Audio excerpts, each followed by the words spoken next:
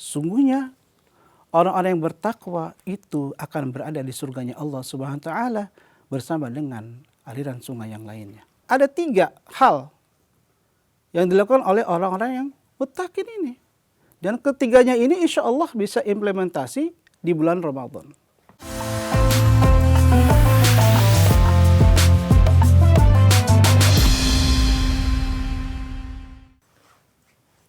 Assalamualaikum warahmatullahi wabarakatuh. Alhamdulillahil jalali wa syari'il harami wal halali. Thumma salatu ma'salami ala nabiyil mustafa tihami Muhammadil hadi minad dalali wa afdalis sahbi wa khairi ali. Amma ba'd. Rabbi syrahli sadri wa yassir li amri wahlul 'uqdatam min lisani yafqahu qawli. Para pemirsa semuanya, alhamdulillah kita sudah melaksanakan ibadah puasa pada bulan Ramadan. Jadi kita sudah memasuki fase-fase akhir daripada bulan Ramadan. Tapi pernahkah kita berpikir, kita bermuhasabah, apakah puasa kita memberikan dampak kepada diri kita? Apakah puasa yang kita lakukan membentuk diri kita menjadi orang-orang yang bertakwa? Allah Subhanahu wa taala memberikan penekanan dalam firman-Nya bahwasanya puasa itu menjadikan kalian orang-orang yang bertakwa.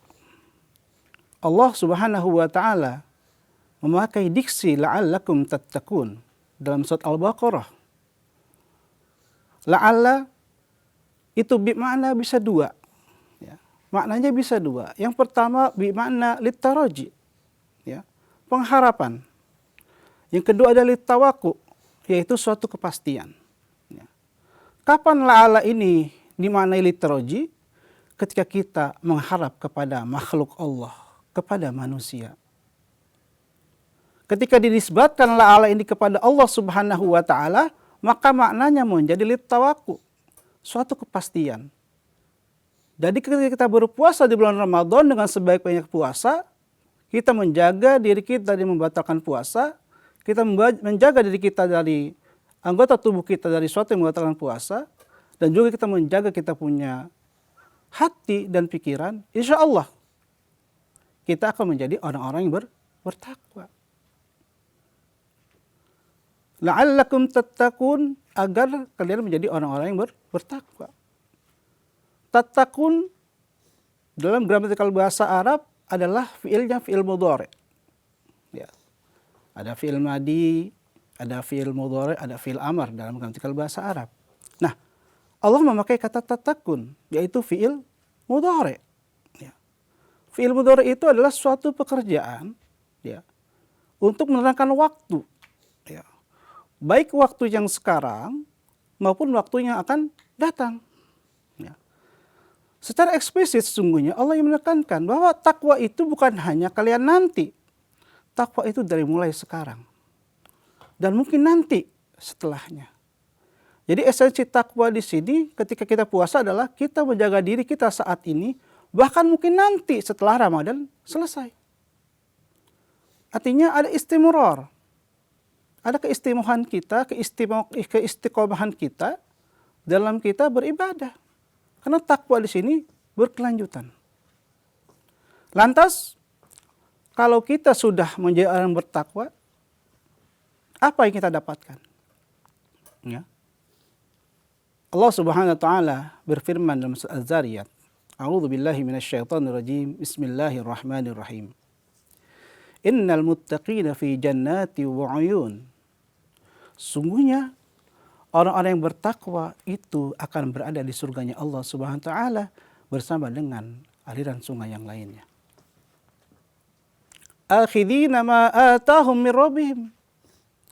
Mereka mengambil apa yang diberikan kepada mereka dari Tuhannya. Ya. Jadi mengambil. Kemudian kenapa mereka mendapatkan gelar muttaqin dan juga mereka mendapatkan surga? Karena amaliyah mereka yang dilakukan di masa hidupnya. Ya, sebelum mereka masuk surga, Orang muttaqin ini beribadah kepada Allah. Dan dalam surat Az-Zariyat ini ada tiga hal yang dilakukan oleh orang-orang yang muttaqin ini. Dan ketiganya ini insya Allah bisa implementasi di bulan Ramadan. Ya. Yang pertama adalah kanu minal laili qalila minal laili ma yahja'un. Ya. Mereka ketika waktu malam mereka menyedikitkan, mereka punya waktu istirahat. Ya. Para ulama terdahulu ya, selalu menyedikitkan mereka dalam tidur di waktu malam. Sehingga mereka membagi waktunya menjadi 3 bagian.